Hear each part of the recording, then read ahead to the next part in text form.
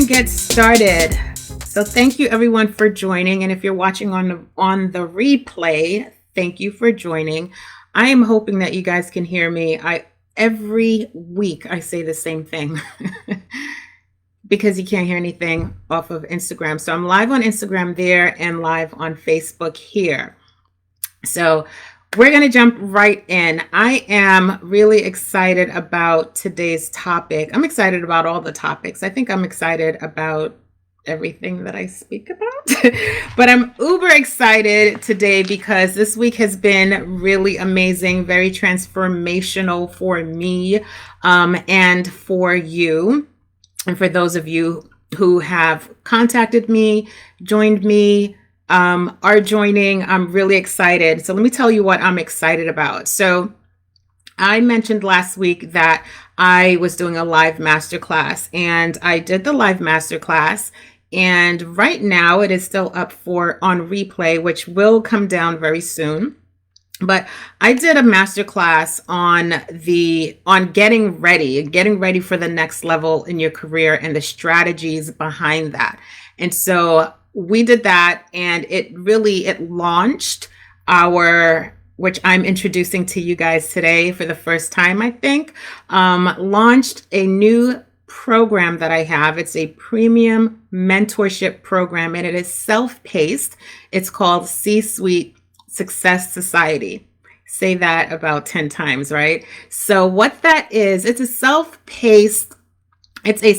oh my goodness, I'm too excited to talk. So it's a self-paced mentorship program. It's another way to work with me where it's in a group setting, and it basically provides you the tools and strategies and resources that you need to help you to be competitive in the marketplace, if you will, in your career, to have a competitive edge. And who it's for women professional women, mid to mid-career professional women who are seeking a new job opportunity, a new career opportunity, who are currently in their positions for however long they are, and they're looking to up level, looking to up level with promotions and raises, right? And for those women who are in their position, maybe very early in, and they want to build credibility and trust, and they're not sure how to get there, not sure how to do that, to lay the foundation. So this program right now is indefinite. You have lifetime access, and I'm saying that because it's indefinite right now for early members, where it is a one-time, you pay and you literally go. So what that is that once you're in, you have access to everything. So if you are a job seeker and you are having trouble, and that's part of what we're going to talk about, a lot of what we're talking about today. If you are having struggles securing your next opportunity, and you are not sure what is happening, why you're not getting interviews, why no one is calling you back, you may be submitting your resume, and it just seems like it's going into a black hole. That's what C-Suite is about. C-Suite is about getting you out of that struggle, getting you out of the frustration, getting you out of the overwhelm, because I'm literally giving you the step-by-step, unconventional, because that is so me, unconventional. I do not follow the herd because I know what works and I know what doesn't work. And so I'm giving you the unconventional strategies from a hiring manager's point of view and an executive point of view on how to get hired, how to get the attention of hiring managers, right? I'm looking at Facebook, sorry. How to get the attention of hiring managers. And for women who are already in their careers and want to level up, how do I get my boss's attention? How do I get my manager's attention? How do I stay top of mind? How do I have the conversation? And when do I have the conversation about promotion and raises? And like I said, for the woman who is in a new position, who's really looking to build credibility and trust. And so there are three parts, three journeys, if you will, for this program. And there are three phases of your career. You're in one of those phases at any point. So if you think about where you are right now, you're either seeking a new opportunity, you're in your current position and you're looking to level up, or you're very early in within the first 90 days in a new position or a new responsibility or a new project, and you're looking to build credibility and trust amongst your peers and especially with your manager and leadership team. So how do you do that? Once you get into C-suite, you have all three, access to all three. So wherever you are in your career, I meet you there and I take you to each step. I take you through the phases of what that looks like, because it's not a one and done. You will continually look for and seek and want to up level. So one up level may be getting the job. That's one thing. Once you get the job in your first 90 days, how do I show that I'm a kick-ass, badass? I can do this job. I have credibility. I can hit the ground running. I'm giving you that template. I'm walking you through step by step how to do that and how to be very strategic. All of this is about strategy. And also on the other side, you're past your 90 days, you're maybe a year in, or 2 years in, 3 years in. How do I up level? How do I continue to build that momentum? If you feel like you've hit a ceiling, how do I up level and get that momentum and motivation and inspiration back? So no matter where you are in your career, that's what C-suite is for. It's to help you succeed and help you move along. So I'm so excited about that. We launched this week. I had a small beta group, but we launched this week and I'm really excited to grow with that, because in addition to all of that stuff, all of the transformation that you get, because it's interesting because in C-suite, I do not call it seeking a new opportunity. It is securing a new opportunity, because I know for sure these are tested and proven strategies that will get you the opportunity, the career, the position, the job, the role that you want. It is proven. I have used this all throughout my career, and that's where it comes from. I have helped many women in their careers, and that's where it comes from. So it is really synthesized with simple, easy steps to follow, videos to follow, but it's really to take you from that frustration that you're feeling, that stuckness that you're feeling, from overwhelm to finally getting across those challenges, finally getting the job, finally getting the promotion, finally getting the raise, and finally being seen as the creator of excellence. And if you've watched my previous videos, you know what I mean by that. We are not workers, we are creators of excellence. So it's really to position yourself in that manner.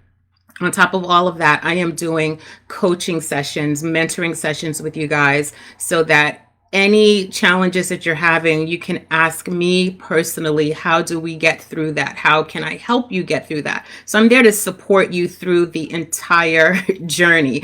And like I said, if nothing else, just for the aspect of working with me, and I'm going to say that, yes, just for the aspect of working with me in that capacity, helping you in a group setting, because usually a lot of times we think that we're the only ones going through what we're going through, when in fact we're not, so other people will benefit from hearing about your challenges and how do we work through that. So we'll do workshops on that and monthly coaching sessions, mentoring sessions on specific topics.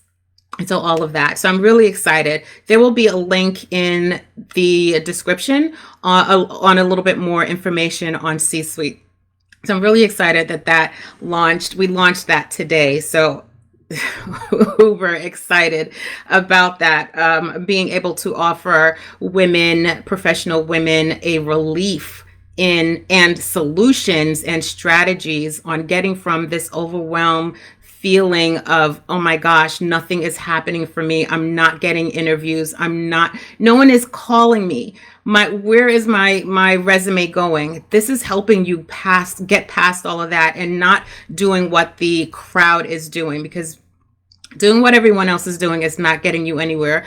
Number one, doing what you are doing and it's not getting you anywhere. It's time for something different. Time for something that will help relieve that stress and that just the frustration of, oh, there's nothing out there. Yes, there are jobs out there. Yes, professional women, there are positions out there. It's mindset, and it is really opening up yourself to opportunities and positioning yourself for those opportunities when they appear, and for you to go after them. So with that being said, I am dedicating today's live to our job seekers. Before we start, I want to tell you there is hope, because I know there are some people out there that are feeling really stuck and frustrated about, oh my God, what am I doing wrong? You're not doing anything wrong. You're doing what you know to do. And sometimes, most times, there comes a point in time where you have to now seek help. Here I am. I'm here to help you. I'm here to give you some strategies. So today's topic is really talking about the Job Seekers Playbook. And so guys, if you see me looking down, as usual, I have notes. I tend to go off, but I want to stay on topic because there's a lot of information in here. There's a lot that I know people are looking for and hungry for to help stop that bleeding of nothing is happening for me. There are no jobs. There are jobs. That's a myth. There are jobs. If you are a professional person, especially in tech, IT, whatever you want to call it, positions are out there. If you are currently working remote, companies are still remote. There are a lot of companies that are realizing that they've now opened up their pool of candidates to exponentially, right? Because it's no longer just in this area, or we just want local candidates. A lot has opened up for us, and I want to help you prepare for that. So with that being said, I have three strategies, three things that you should be doing, but it's really four. And I say four because I think the first one, a lot of people miss the boat on this and spin their wheels. And how do I know that? Because we're just gonna dive into it. I'm going to talk about resumes really quick. When I look at a resume, when people will do like a strategy session with me and they'll send the resume, half the time I'm confused about what it is that they're doing with this resume, what the objective of resume is, what are they trying to convey? They're confused. You know, most times they're confused. They may be thinking, well, let me get another job comparable to what I have. One, to me, that's playing small. You should always seek to go higher. Sometimes there's reasons for a lateral move, but I would say always try to grow, because you never know what will happen. But even with that said, a lot of times I see resumes that are just very unclear. So the very first step, like I said, there's three, but there's really four. So this is a bonus. And actually, this is what you should be doing regardless, whether you're doing a career roadmap, whatever it is. Before you start your job search, the first thing that you don't want to do is just put your resume together and throw it out there, see where it sticks, post it to absolutely every job board. That is a big no-no. That is what is going to help to cause overwhelm and stress and frustration and the thought of what the hell. Hey guys on Instagram, I see you. If you can hear me, put a 1 in the comments. This is really odd for me sometimes. Put a 1 in the comments. And for those on Facebook, I know you can because I have some stuff set up. Kind of worked it out. So yes, the first thing that you do is not grab your resume and try to tweak it, or go on Google. I keep picking on Google. Go online and find these really cool resume templates and how it looks and all of that. That is not where you start. The very first thing that you do is you do an assessment. Where are you? Where do you want to be? And what does that look like? What's the gap between the two? Whether it's skills or experience, what is that gap? You have to do a really good assessment with yourself and for yourself. It's very personal. And you have to be real with yourself. You really have to be real with yourself. I want to wave at you guys because I want you to know that I see you, that I see you. Thank you for joining, everyone. But yeah, you want to be honest and real with yourself. Where am I and where do I want to go? So the confusion sometimes is that you're not sure because you're thinking of a job title and you're thinking of just really a job title. What job title do I want? That's not where you start. You start with an assessment with yourself. What is it that I want? Number one, what is it really that the solution that I provide? What are the things that I do? What's the solution that I provide? What is the problem that I solve? You have to understand that, because if you don't understand that going in, your resume will look like it's all over the place. So the very first thing that you want to do is do your assessment on what is it that I want and get clear on what you want. In getting clear on what you want, you're defining what problem you solve. Okay, so that's number one. Number two, research. And I'm not talking about just going on and seeing how much money this company is making, how many employees they have, looking at Yahoo Finance and doing all of the things, Glassdoor, and that's not what I'm talking about. When I say research, you want to research people and places. Places meaning the company, but there's a different way to research companies. First, you want to research the position or open positions, different opportunities. You want to research the companies. You want to research within the companies the different roles. And think about this, the different roles that are open in that organization. You want to research the size of the company. Most importantly, you want to do research on the hiring manager. The best tool that I have found, and I do not work for LinkedIn or anything like that, but the best tool that I have found so far has been LinkedIn in getting that information. It's like a Google for professionals. LinkedIn will tell you who hiring managers are. Obviously, they have job postings there.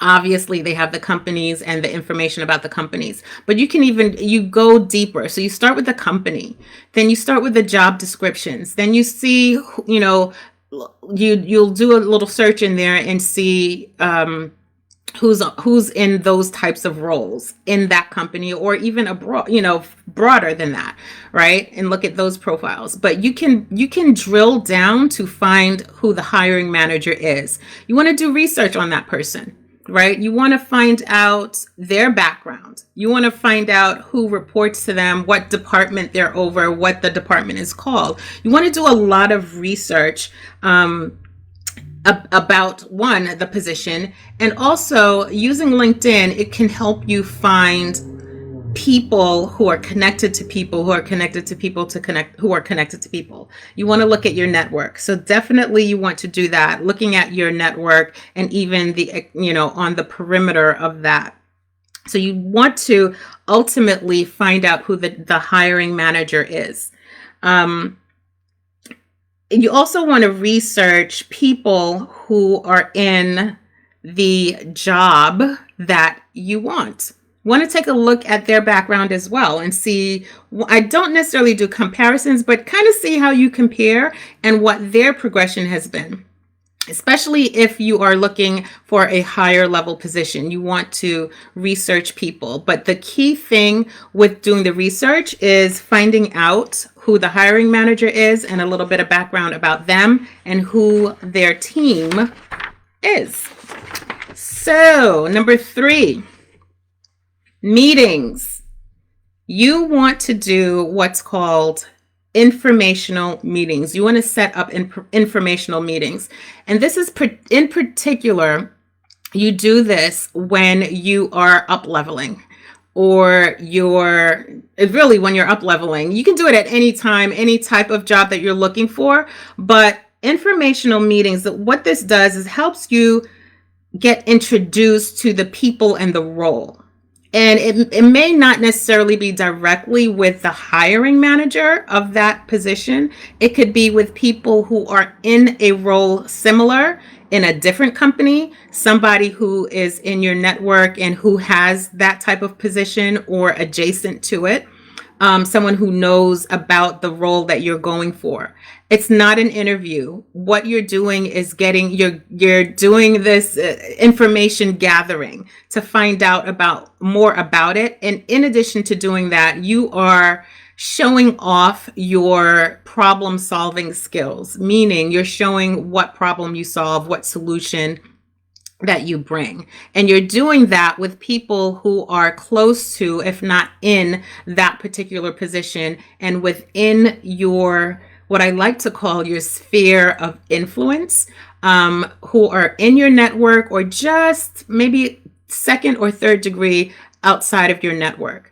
If you can get to the hiring manager, that is key. Sometimes you cannot, or sometimes you're not comfortable, I would say, doing that. So you want to find people who are adjacent to that and have conversations with them. That is key. Informational meetings you want to definitely have. Okay. Like I said, it's not an interview. If you pose it as, I'm looking for a job, not a good thing. It's just really what I do, what I'm looking for. You do kind of say what you're looking for. You're looking for opportunities such that fill in the blank, right? Not going there drilling them. Oh, do you know if there's a position open? Can you hook me up with this person? Can you make an introduction? It's not that. It's informational. It's for you to gather information about that type of role. And when I say when you're up leveling, this is really great. It's because it'll help you do the research to find out, is this something that I really want to do? Right? If you're talking with someone who's in it, who knows it, they can tell you the pros and cons from their point of view.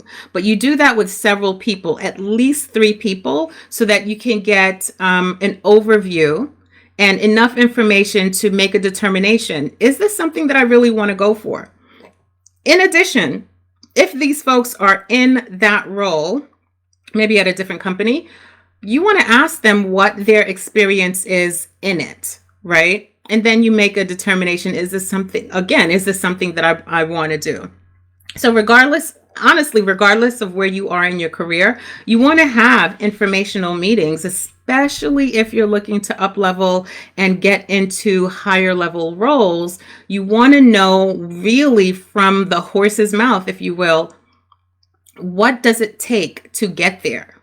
What does it take to stay there? And what does it take to succeed in that type of role? So it's really being, not moving by default. It's really being intentional. And I talk about this all the time. You want to be intentional in your career, especially in your job search, especially in leveling up. You want to be intentional. You want to make sure that you're doing key things that will get you to where you want to go. Right? And so, like I said, doesn't matter where you are in your career, but honestly, the best time to do it is when you are already working. And again, I think I mentioned this last time. The best time to look for a job is when you are in a job. Not to say that they will not, hiring managers or companies won't hire you if you're unemployed. For some reason, there's many reasons behind it, but it's easier. One of the things why it's easier to get a new job while you're in one is because you, in particular, you're not giving off a sense of desperation. If while you're in your position, you are content enough where you're going to continue doing it, but you're going to continue searching. Not where it's like, oh my God, I have to get the hell out of here. Let me find something immediately. If you're coming from that point of view, then it's a little bit different. But when you're in a career in a role and you thinking or have the mindset, which you should, let me see what's out there. I see this a lot where people are just really content and they say, no, I'm not going to look. But what's the worst thing that can happen, honestly, if you're looking? You may come across something that is perfect and ideal for you. And it's not to say the grass is always greener on the other side. I'm not saying that. I'm totally not saying that. What I am saying is that you may come across something that you would not have if you didn't have a conversation with someone. If you didn't reach out, if someone didn't reach out to you because they knew you're good in this, that, or the other, right? So when you're in a position, you should be thinking about the next thing or looking to see what is available. So let's say, like I said, today's topic is really geared towards job seekers who are having a hard time, What you want to do while let's say you're unemployed and you're having a hard time, you do want to reach out to your network and have conversations, but you're doing it from a mindset of, let me find out more about certain positions or certain roles, and let me have a conversation about things that I do, solutions that I provide. That's the type of thing that you want to do when you're doing these informational meetings. So like I said, the best time to do it is when you're in a position, when you already have a job. Obviously, if you're not, that's not the end of it for you. It's not like you're not going to find anything. It's just a little bit easier. And why is it easier? Because it actually costs less. It costs less. I'm going to slow down on that topic. It costs less while you are in a position looking for a new one. Why? Because you're not going to make decisions out of fear and out of desperation that ultimately leaves money on the table, because you're going to typically take the first thing that comes to you, or that's offered to you, I should say, and you're going to do things out of desperation, and managers can smell that a mile away. Like I said, though, it's not doom and gloom. It's not that you can't. It's just a little bit easier. So this is where you are. You're unemployed. What do I do? Start doing informational interviews. You're saying, Jackie, but I need an interview. I need a real interview. I need a real job. Guess what? These informational interviews are laying the foundation for you to meet someone, to meet someone, to meet someone. That's what that does. And it helps build your professional network. Okay, so that was number 3, meetings. That was meetings. That's number 3, meetings. And last but not least, this one is not very popular, but it actually should be. This is not very popular, but it should be. Advocates. Who's in your corner? You want to think about your network. You want to think about people that you work with or have worked with. Obviously, I'm talking mainly to people who are seeking a new career opportunity, but you want to look at your network, and probably even more importantly, what kind of reputation do you have? That is key. That is number one key. Networking and reputation. So I've always said, and I heard this a long time ago, and I truly believe it, and I repeat it with my clients. Networking is not handing out your business card. Networking is not linking with so many people on LinkedIn. Oh, I want to connect with you. That's not networking. That may be a form of it, but that's not networking to me. Networking to me is your reputation. Networking is doing a good job all the time, showing up all the time in your career and doing a kick-ass job, being a top performer. Why is that networking? Because you may work with someone in one position, you've served them and you're doing a really great job and you work well together. When something else comes up, they're going to remember you and they would recommend you. How willing are the people that you know? How willing are they to recommend you? To me, that's networking. And to me, that is having advocates.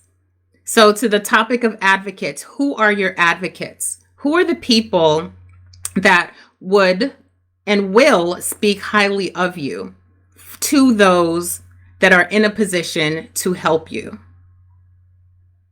Sit with that for a moment, because sometimes we're in our heads and we're all over the place. And let me send my resume and nothing has happened. Nothing has happened. Let me reach out to Jackie. Jackie, do you know? It's not about that. It's about who are your advocates. It's not necessarily reaching out to your friends. Yes, you may have coworkers and things like that, but who are your advocates who are in key positions that can advocate for the work that you have done, and how have you served them, and how badass have you been, and how much of a top performer have you been? Who are your advocates and where are they? Those are the people that can help you get to the next level, i.e., secure the next job, because they can put in a good word for you. This is what I want to caution you. This is where I need to caution you. There are some times where you want to get into a company and you know someone in that company, and maybe you know them personally, and maybe you know them professionally, but you've never worked with them in that company. Here's where I caution you. Be careful who you give your resume to, and be careful who you have advocating for you, or who says they're going to advocate for you. Not everyone has a great reputation. Not everyone has a good relationship and partnership with key people who are decision makers in the company that you want to work for. So you want to be careful in sending your resume to a friend, or sending your resume to someone and saying, hey, can you give my resume to HR? Or hey, can you give my resume to that manager or this manager? If that person doesn't have a good reputation themselves, they can do nothing for you. Period. I will challenge anyone who says anything otherwise. If you agree with me, whether you're on live or watching the replay, make a comment and tell me whether you agree or not. Do you believe that's a true statement? They will not be able to do anything for you, because the people that know them, or the hiring managers or HR, whoever that knows them in that position, if they're not good, they're not going to take their word for someone who is. So that's why you want to be really careful when you're giving your resume to other people. What's their professional reputation? What's their professional reputation? You have to know that. I have always been very particular about sending my resume to a friend. We could be the best of the best. If I don't know how you interact with, one, your manager, two, the hiring manager in the role, over the role that I want, you're not even going to see, we may not even have a conversation that I'm looking for a new job. Seriously. Because I don't want anyone who is, well-meaning, hey, give me your resume and I'll send it to so-and-so. I need to know that you, dare I say, are worth me doing that, right? Because my reputation is at stake. You have to be careful who you align yourself with. I'm going to leave it at that. So, advocates, who's in your corner. You want to have really great advocates, and you build that through your reputation, through the work you have done in the different roles that you've had. And if you are just starting, that's where you're building those key relationships. And it's interesting because that is where in C-Suite, the program that we just launched this week, that's what we're teaching. How to build those key relationships, because it's not just that one and done. It's not just because I'm here. It's future thinking. We think the long game. We play the long game. It's not about quick gratification, what needs to happen right now in the very near future. It's the long game. Because I can tell you, even though I'm not consulting right now, I still have people reaching out to me because they said, so-and-so said that person, meaning me, right? It's because I am very protective about my professional reputation. I'm very protective about who I align with, who would be my advocate, what my network looks like, and my close network of key people who can have, say something really great about me, who've worked with me, so all of that is in networking, and all of that is really protecting your personal professional brand. That's what that is. So having advocates that's a very strategic thing that you're thinking about when you are working, when you're in these positions. You're building those key relationships. So when you're unemployed, it may not be for a long time, because you know that you have so and so, whatever, let's say Bill or Susie in your corner, and Bill and or Susie, they're badasses. They have a really great reputation. People trust them. People, they have credibility. If you have that person speaking for you on your behalf, you're good, for lack of a better term, you're in a good position. So it's building these relationships so that when you find yourself, unfortunately, in a position where you're unemployed, it's not going to be for a long time, because you can count on someone who is in your professional network, someone who is an advocate of you to help you, right? And so those are some of the things that we're not thinking about when we're sometimes in a desperate situation, right? And so this goes so back to what I said. I don't remember, forgive me guys, if it was last week or the week before, about staying ready so you don't have to get ready. And that's one of the things. Your professional reputation, I don't know why that word keeps slipping my mind. Your professional reputation is key. You are building that with every position that you take. And as a professional woman, especially early career, you want to protect that as if it were gold. That is what you have, because it will follow you in every position that you have. So you're going to want to align with people who have that as well. So you're building this badass team of people, and you're surrounding yourself with people who can be your advocates, but they have credibility. They have an excellent reputation. Those are the people that you want to align with. Those are the people that you want in your corner, so that when you find yourself in a position, let's say you're in your current job and you're looking for something new because you want to level up. Those are the people that you talk to first. People will say, oh, reach out to your network. You got to be careful who you're reaching out to. You want to have key people that can go to bat for you, people that have a good reputation. So that is something that a lot of folks don't really realize. They don't nurture it. They don't build upon it. And you really have to, especially when you're not sure of what's going to happen next, right? And we don't want to be uncomfortable.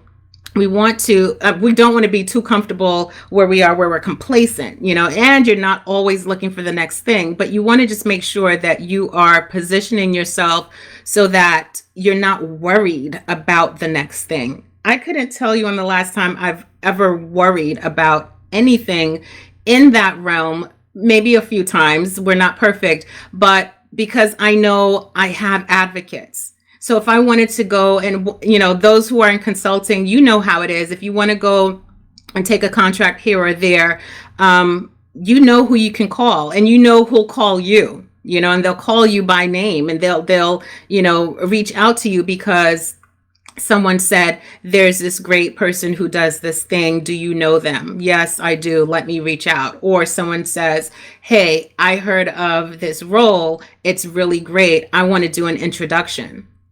We're on a professional level. We need to conduct ourselves as such and think the long game. It's not all about what's happening right now. What am I doing right now? It is about what am I doing right now that can help me in the future?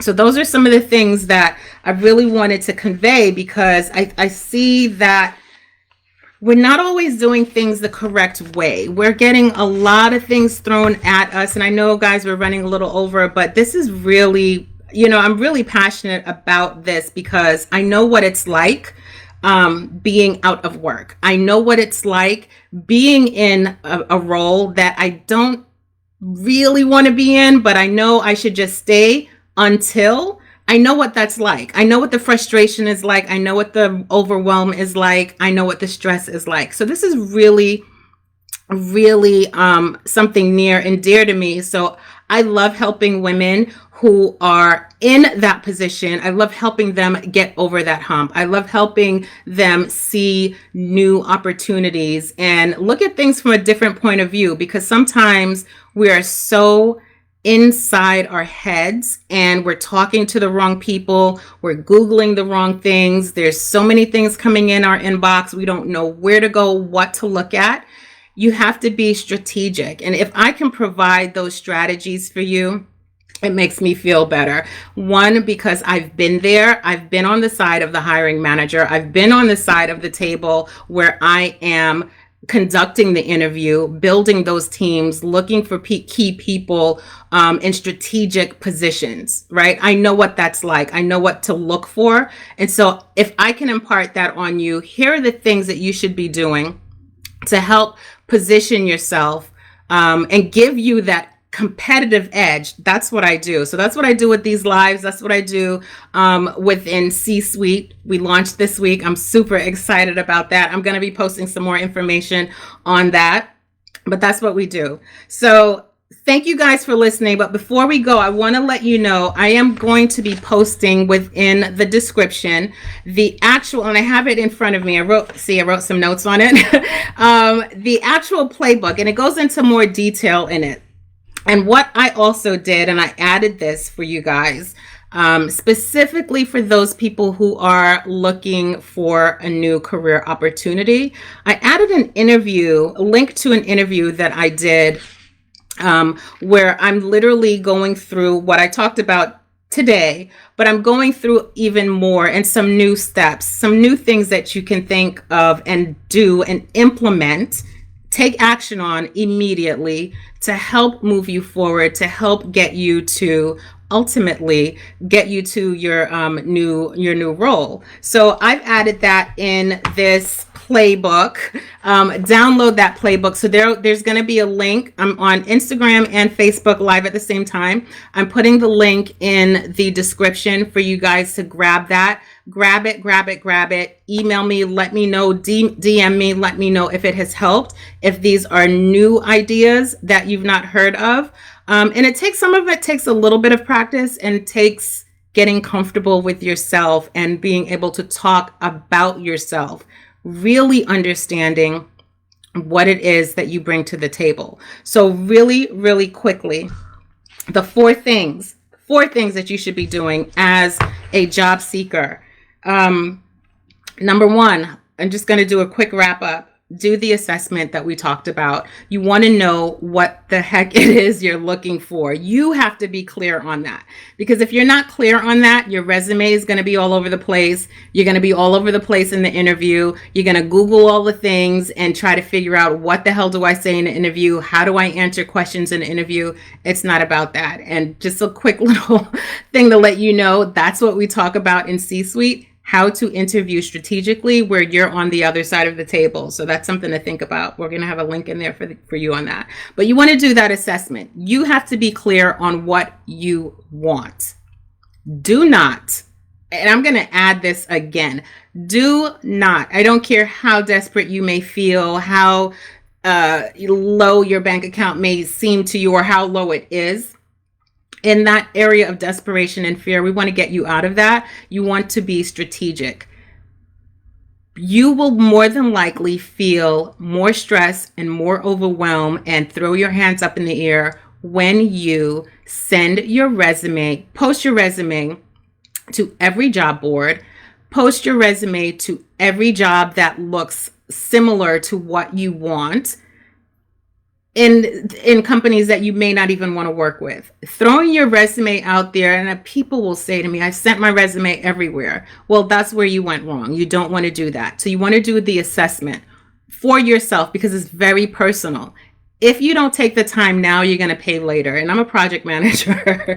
So you either want to plan now or you feel the burn of it later. So the planning is doing that assessment. What the heck do you want? You have to know what you want so that you can communicate that, convey it clearly in your resume and in the interview. And when you do that, you're not over preparing for the interview and forgetting about what, getting nervous and forgetting about what you're going to say. You know your stuff, you're good. If you know what you want, you're good. It takes a little bit of practice. It sounds easy, but it's not complicated. None of what I'm telling you is complicated. It's just different. It's just different. So number one, the assessment. I cannot stress that enough, the assessment. Number two, doing the research and finding that hiring manager. Use LinkedIn. Just like how you Google someone you went on a first date and you want to know all about them, or before you go on that first date, you want to know all about them, you better Google this company and find out who you would be working with potentially and what that team looks like. So you want to use LinkedIn, joking, but not jokingly. You want to use LinkedIn and do that research. Find the information that you need. And that's going to be the basis, a little nugget of information. A lot of that information is going to be the basis of some of the questions that you're asking in the interview. Number three, the informational meetings. Definitely want to do that, especially if you're up leveling, if you're moving up in your career, you're looking for a new position that's a little bit higher. You want to do those informational interviews. And this playbook gives you all of the do's and don'ts on informational meetings. They're not interviews. They're not, hey, I'm looking for a job. So I retract that. It's informational meetings, not informational interviews. And advocates. Who are your advocates? And are your advocates in a position to advocate for you properly? They have to have a good reputation. And so like with that, I am going to leave you this Friday afternoon, this lovely Friday. Please go and download this playbook. For those who know someone who knows someone who knows someone, send them that link to download this playbook. It's going to give you that interview that I did that goes a little bit more in depth. And it's a short interview, but I pack a lot of information in that interview. It's a video.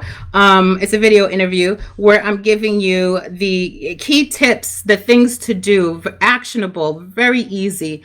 But it's things that people just don't think about. Because when you're following the herd and you're following, what's listed in some of the places that you're looking for, and you're getting really bad advice from people who are not qualified to give you that advice, you're going to run all over the place. And if you're asking, Jackie, what makes you qualified? This is what I forgot to do early on. Reintroduce myself for those who are new to me. I'm Jackie Mitchell from Jackie Mitchell Career Consulting. I am a career coach, career and life coach, which makes a world of difference. I'm a career and life coach, but my background is in tech. I like to say IT, maybe because I'm old. I don't know. But my background is in tech, and I have been a business analyst, which has helped with what I'm doing and what I teach, and a project manager, ultimately program manager, leaving being a executive program manager. So I come from that background. I take what I have learned in that framework of project management and shift that a little bit and reframe it into strategies that help you get the career that you want, that helps you up level. Because what do I always say? You should be marketing yourself, if you will, as a business. There's the know, like, and trust factor, which is very key. Know, like, and trust in getting a position. And I talk about that in depth in our C-suite community.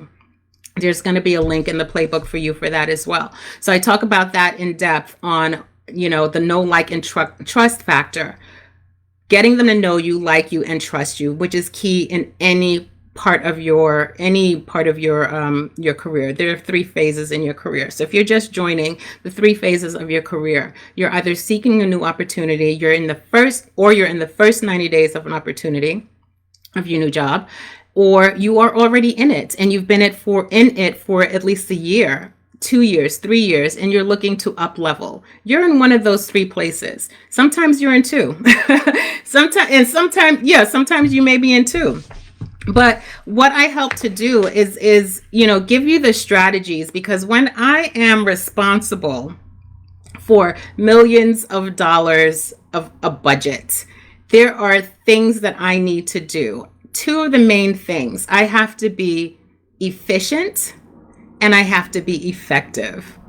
I take those efficiency and effectiveness skills, if you will. I know that's not proper grammar, but I take those and I have transformed that into a strategy where I'm helping you. And in my lives, you can kind of hear it. You should be able to hear it in strategies that are very efficient and very effective, and they're not following the crowd.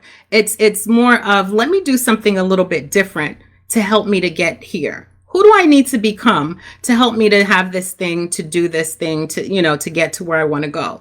It's more than setting goals. It's setting intention behind it to help you move forward. So that's my mindset. That's my background. That's where I'm coming from. Someone who has been on the ground in the weeds sometimes, but in the details of, okay, I'm in this leadership role and I need to build a team. I need to hire people from so many different backgrounds, so many different positions for this program. What do I need to do? I'll look at a resume and I can tell you within 3 seconds sometimes, because I've gotten it down to a science, what the hell you're looking for, or you've confused me. Because if I'm confused, I can guarantee you someone else is confused and you're confused. I can ask someone specifically, what are you looking for? And they will say to me, I want a job in tech. What does that mean? What job in tech? I want to do something in computers. And that sometimes is those are people sometimes early in their position, or someone early in their careers, and I know we're going over, but I really am passionate about this, or someone mid-level who they're not sure of what they want to do. I want to be a director. Well, a director of what? Exactly. I was a manager. I just think the natural progression is to director level. Sometimes it's not. Sometimes it's not. We box ourselves in. We don't see opportunities. Sometimes the best way to get to where we want to go is to take the leap back, or the step back, and reassess. What does it look like for me? What is it that I enjoy doing? What do I want to feel when I'm doing it? All of those things. And then you look at, okay, what are the types of roles out there that align to that? What are my values? What are the types of roles and companies that align to that? I'm giving you guys a little bit way too much of the effectiveness and efficiencies, but it will help. It definitely will help you. So guys, with that, I gotta run. We are almost at an hour, and I typically do these for a half an hour, but today, like I said, it's really a topic, and it's not just the topic, it's really near and dear to me, working with women, because I work with women, early to mid-career professional women who just really are, want to get to the other side, want to get to the level of success, wants to achieve their goals, and need help in doing that, and want the strategies in doing that. So guys, thank you for joining. Thank you for listening. I see you guys on Instagram. Like I said, I will be putting the link in the description on the playbook. Go ahead and get the playbook. I talk a little bit more in detail in the playbook on those strategies that are what I consider unconventional. And it also includes the interview that I did, where I go a little bit more on the unconventional side on finding a job you love. How do you do that? And is it possible? So all of that is in there for you. And I do have a link into C-Suite. It may sound like a lot, but it's all wrapped up nicely in a very clean version of the Job Seekers Playbook. So guys, have an awesome rest of your Friday. Have a great week. weekend. Be safe, everyone. Thank you for joining. Bye.